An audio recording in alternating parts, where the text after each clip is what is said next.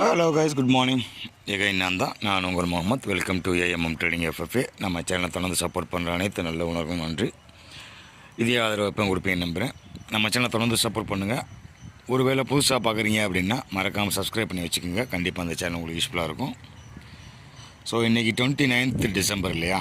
இன்னும் ஒரு நாள் 2 days தான் பாக்கி. நியூ இயர் ரீச் பண்ண போகிறோம். எல்லாத்துக்கும் advance happy new year. So இன்றைக்கி மண்டே, நாளைக்கு தான் வந்து நிஃப்டியோட எக்ஸ்பைரி டியூஸ்டேயில். ஸோ மார்க்கெட் எப்படி இருக்குது, எந்த மாதிரி போயிட்டுருக்கு, இந்த வருஷம் நம்மளை எப்படி செஞ்சிச்சு, அடுத்த வருஷம் நம்மளை எப்படி செய்ய போகுது அப்படிங்கிறதையும் ஒரு ரவுண்டு பார்த்துடலாம். ஸோ அந்த வகையில் ஃபர்ஸ்ட் ஆஃப் ஆல் நாஸ்டாக், ஓகேவா?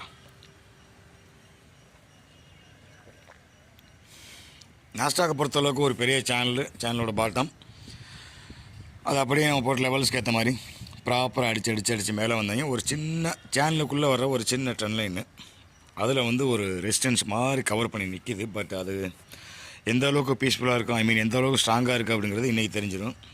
ஏன் அப்படின்னா அந்த 25,630, அதாவது ரவுண்ட் ஃபிகராக சொன்னோம்னா 25,600, இதுக்கு கீழே நாஸ்டாக் வந்து போக முடியல. நேற்றும் ஒரு டோஜி, அதாவது இதுக்கு என்ன காரணம், டோஜி ஃபார்மேஷன் அப்படின்னா எல்லாமே லீவில் இருப்பாங்க இல்லையா, அதனால் இந்த ஃபீச்சர்ஸ் வந்து ட்ரேட் ஆகாது. அதனால் வந்து அமைதியாக போயிட்டுருக்கு.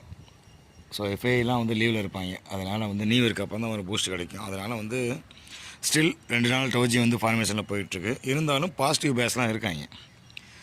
ஸோ அதனால் வந்து ஒரு பெரிய குழப்பம்லாம் கிடையாது. ஸோ 25,600 கீழே போகாத வரைக்கும் no more issues. Dow Jones சூப்பராக போட்டு டபுள் டாப் மாதிரி ஒரு பில்டப் கொடுத்துக்கிட்டு இருக்காங்க. பட் அது எந்த அளவுக்கு சாத்தியம் தெரில. ஸோ இன்றைக்கி முடியறதுக்குள்ளே, இன்றைக்கி நாள் முடியறதுக்குள்ளே 48,900க்கு மேலே ட்ராவல் பண்ணி ஆகணும்.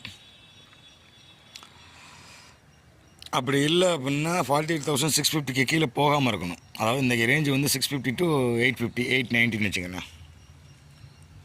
850, இந்த 200 பாயிண்ட்டுக்குள்ளே தான் வந்து ஆட போகுது வண்டி. டவ் ஜோன்ஸு, நாஸ்டாக்கும் அதே தான். அந்த 25,650 கீழே 600 வச்சுக்கலாம். 600 to மேலே 800, அவ்வளோ. அந்த 200 பாயிண்ட்ஸ் தான். அவனுக்கும் அதே ரேஞ்சு தான், இவனுக்கும் அதே ரேஞ்சு தான். ஸோ 2 பேரும் அதே ரேஞ்சுக்குள்ளே தான் ஓடிக்கிட்டு இருக்காங்க. ஒரு சின்ன கன்சாலேஷன் ஆகிட்டுருக்கு. என்ன டவ் ஜோன்ஸுக்கும் நாஸ்டாக் வந்து ஆல் டைம் ஹைக்கு பக்கத்தில் இல்லை, கொஞ்சம் லாங்கில் நிற்கிறாங்க. டவ் ஜோன்ஸ் ரொம்ப நெருக்கம். அதாவது அந்த விழுந்த ஒரு பர்டிகுலர் ஸ்டேஜ்லேருந்து விழுந்துச்சு இல்லையா, 48,900லேருந்து விழுந்தது ஒரு 90% வந்து கம்ப்ளீட் பண்ணிட்டாங்க. இன்னொரு 10